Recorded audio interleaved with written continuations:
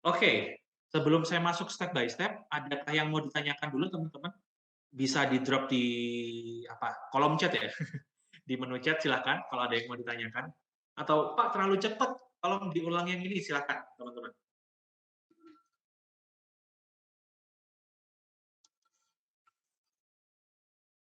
Oke, masih belum ada ya? So, saya lanjutin.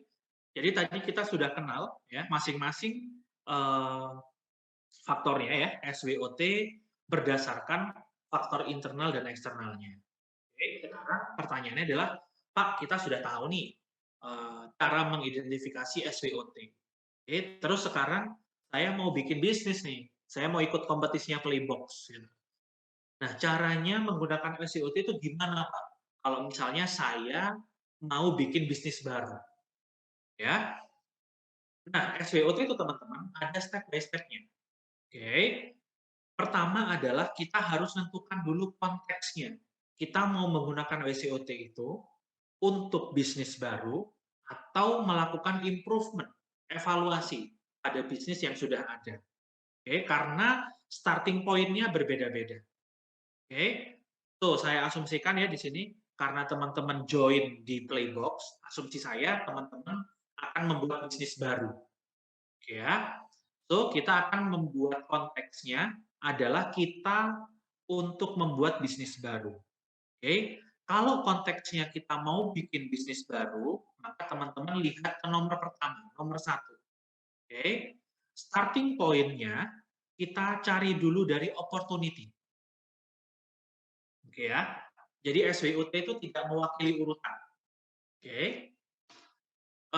Tapi kalau misalnya teman-teman cross check ke buku atau cross check ke bisnis expert lain mungkin ya, bisa jadi punya tanggapan berbeda atau punya komentar berbeda. Tapi yang ingin saya share ke teman-teman adalah, kalau dari saya pribadi, saya memulai SWOT untuk bisnis baru, itu dari opportunity-nya dulu. Oke, setelah tahu opportunity-nya, saya jalan ke strength. Oke, setelah tahu strength-nya, saya cari tahu threat-nya apa, ancamannya apa. Oke, dari ancaman itu, kemudian saya jalan ke weakness. Oke, teman-teman ya. Dan SWOT ini bukanlah sebuah metode yang kita doing sekali atau kita lakukan sekali kemudian selesai. SWOT ini iteratif, teman-teman. Atau kalau kita sudah lakukan satu kali, kita cek dulu sudah relevan apa belum, sudah works atau belum. Kalau belum works, belum relevan, kita running lagi. Urutannya sama. Jadi setelah dari weakness, kita balik ke opportunity lagi.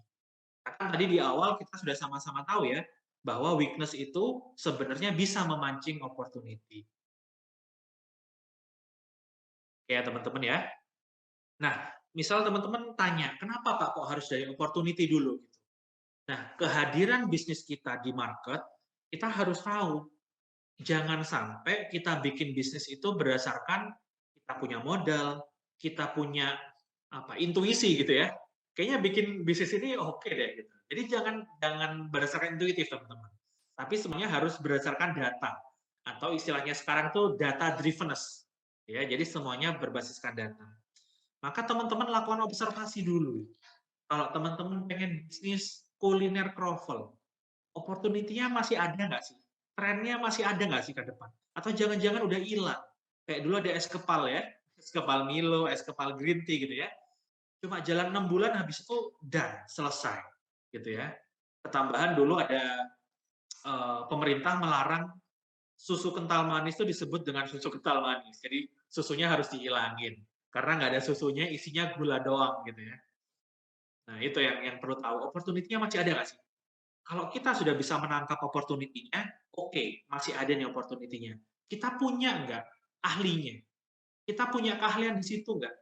Oke, jangan sampai kita terjun ke bisnis itu, tapi sebenarnya kita ahlinya nggak di sana.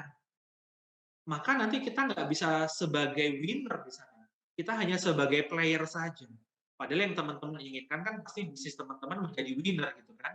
Bisa ngalahin kompetitor yang sudah ada, bisa langsung mendapatkan pangsa pasar yang besar gitu ya. Maka kita harus make sure strength yang kita punya itu fit dengan opportunity yang ada. Oke. Yang ketiga adalah threat-nya.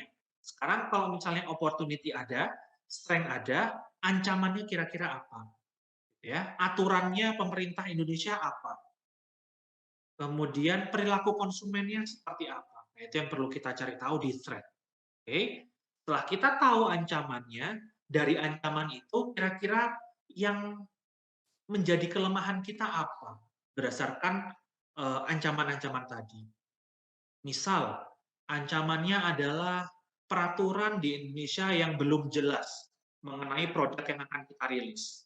Oke, maka di perusahaan kita ada nggak orang yang ngerti tentang hukum atau orang yang mengerti regulasi di Indonesia? Kalau tidak ada di perusahaan kita, maka itu bisa menjadi itu bisa menjadi kelemahan di perusahaan kita. Jadi kita tidak memiliki resource yang mengerti mengenai hukum di Indonesia. Tapi kita punya keahlian untuk membuat bisnis itu gitu. Nah, itu menjadi ancaman. Kemudian misal belum ada operator resmi untuk bisnis yang akan kita buat. Itu ancaman. Kemudian kita memungkinkan nggak di perusahaan kita untuk menjadi providernya atau operatornya? Oh mungkin kok, tapi sekarang kita masih belum bisa. Itu bisa menjadi kelemahan kita. Belum ada orang atau resource yang bisa menjadi operator.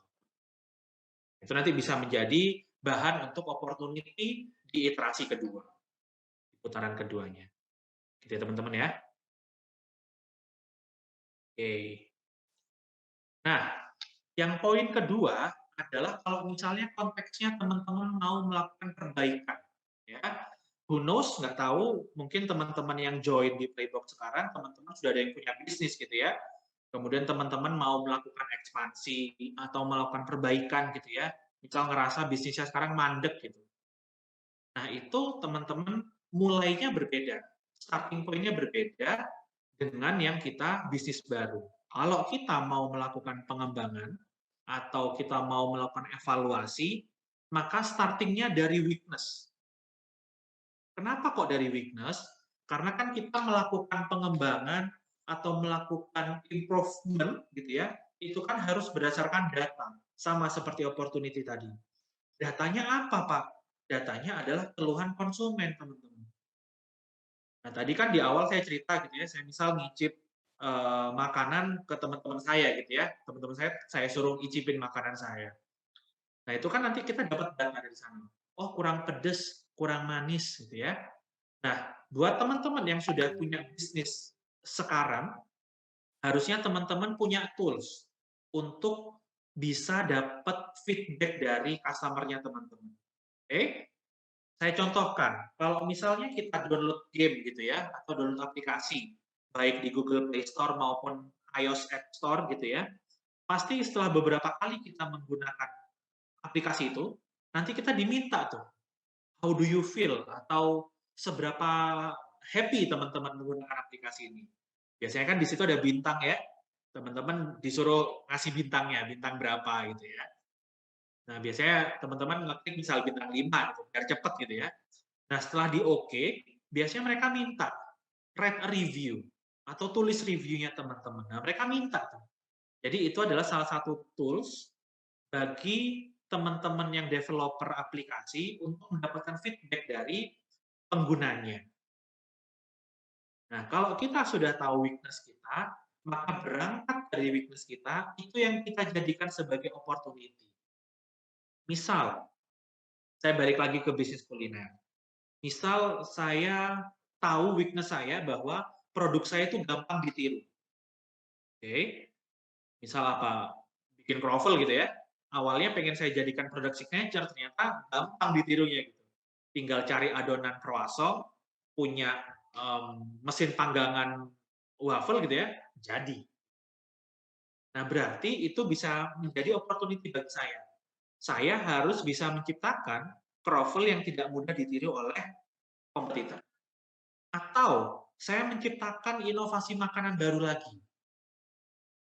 Supaya tren kroffel sudah menjadi tidak relevan lagi. Sudah berpindah.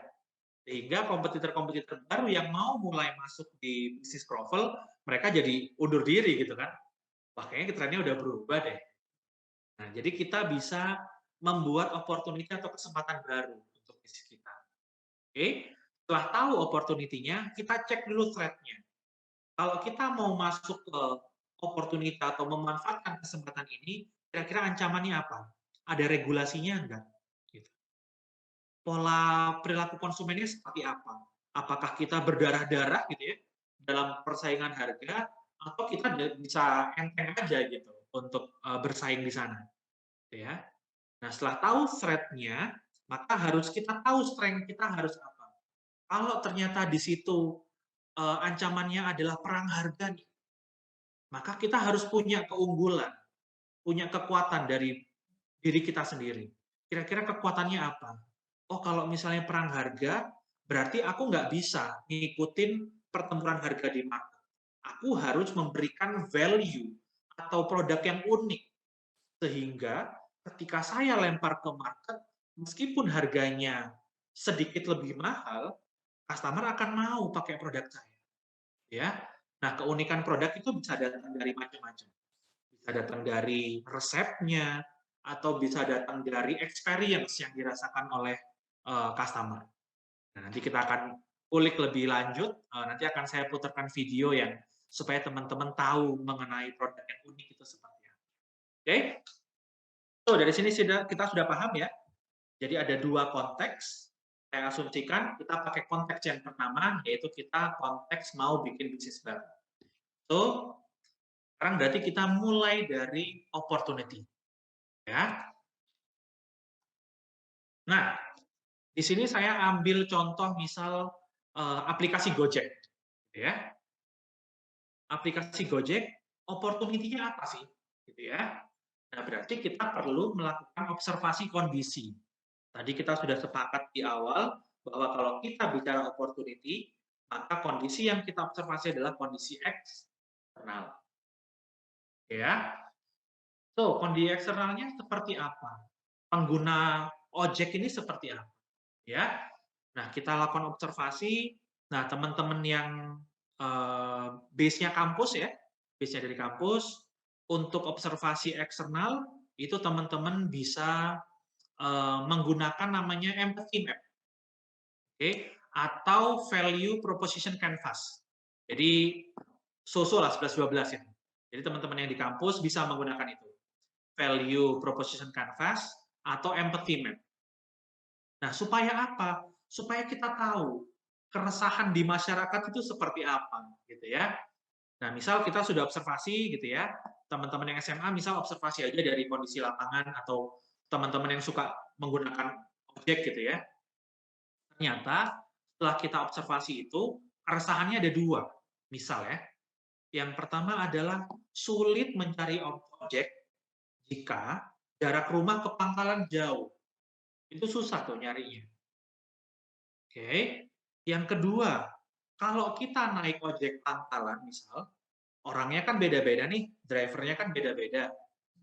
Nah, biasanya tarif yang dipatok itu juga berbeda-beda. Jadi nggak standar nih tarifnya.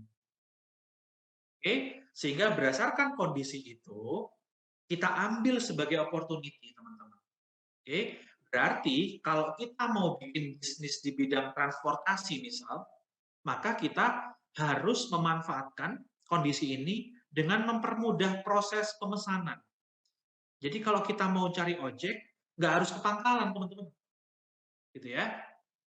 Nah, itu sehingga yang dimanfaatkan Gojek dengan membuat aplikasi. Ya. Tapi yang teman-teman harus pahami pertama, kalau kita mau bikin bisnis rintisan, itu tidak harus aplikasi, teman-teman ya. Jadi aplikasi itu adalah cara untuk mendeliver produk kita. Tapi opportunity-nya, value-nya produk kita harus ada dulu. Nah, itu yang harus teman-teman dapatkan dulu. Ya. Sehingga Gojek memanfaatkan kondisi itu gitu ya, mereka mencoba mempermudah proses pemesanannya. Selain mempermudah proses pemesanan, mereka juga menghitungkan tarifnya, ya. Nah, cara yang mereka lakukan adalah dengan membuat aplikasi, ya. Jadi aplikasi itu adalah cara untuk delivernya. Jadi yang teman-teman tangkap di opportunity itu bukan langsung dengan membuat aplikasi gitu ya. Jadi jangan seperti itu. Teman-teman harus tahu dulu opportunity-nya apa yang akan teman-teman manfaatkan atau akan teman-teman masuk di situ, ya. Jadi opportunity kita adalah kita harus bisa mempermudah proses pemesanannya sampai perhitungan tarifnya. Oke. Nah, ini saya pengen teman-teman nonton video dulu gitu ya. Ada satu video di mana kalau kita mau masuk ke sebuah tren atau menjawab sebuah kondisi, maka sebaiknya kita berangkat dari empati, teman-teman. Oke, saya stop share dulu sampai sini. Saya pindah ke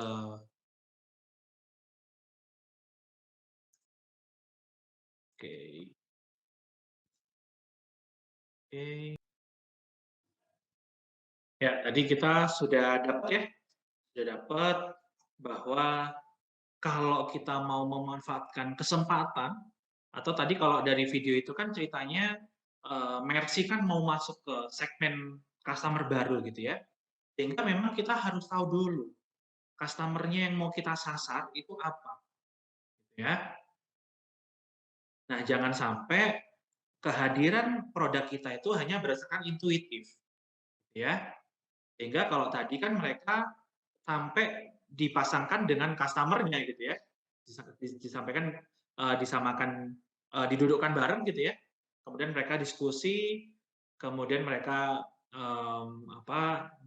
diminta untuk memberikan hadiah gitu ya. Nah dari situ kan sebenarnya dites, kita tahu nggak sih kebutuhan customer itu apa sebenarnya, gitu ya. Jadi memang kita harus memastikan bahwa kondisi eksternalnya kita tahu, gitu ya. Kondisi eksternal ini terjadinya kepada siapa, ya. Karena kalau kita tahu kondisi ini terjadi dan terjadinya pada siapa, maka kita bisa tahu customer pertama kita siapa, gitu. Nah, kalau Gojek itu kan secara tidak langsung mereka menspesifikkan produknya untuk teman-teman pekerja, gitu kan? Teman-teman pekerja itu butuh transportasi. Kalau yang di Jakarta mungkin ya, teman-teman yang di Jakarta mungkin kalau mau naik Transjakarta mungkin antrinya panjang pada jam-jam traffic, jam-jam peak gitu ya. Sehingga kadang-kadang kita butuh ojek. Nah, itu yang mencoba dijawab oleh Gojek. Sehingga ketika mereka meluncurkan produknya, tahu opportunity-nya, langsung mereka bisa langsung boom, viral gitu ya. Pangsa pasarnya sampai sekarang ada terus gitu ya, meskipun ada kompetitor juga sekarang gitu ya. Tapi mereka bisa sampai saat ini karena memang mereka tahu itu yang dialami oleh beberapa orang atau customer kita, gitu ya. Nah, tadi kalau dari video itu berarti kita harus berempati. Kita harus ngerti customer kita butuh apa, customer kita pengen apa, itu yang coba kita sampaikan melalui produk kita, ya. So, hopefully teman-teman sudah paham bahwa opportunity harus berangkat dari kondisi real yang ada di lapangan, berdasarkan keresahan yang teman-teman tangkap. Ya,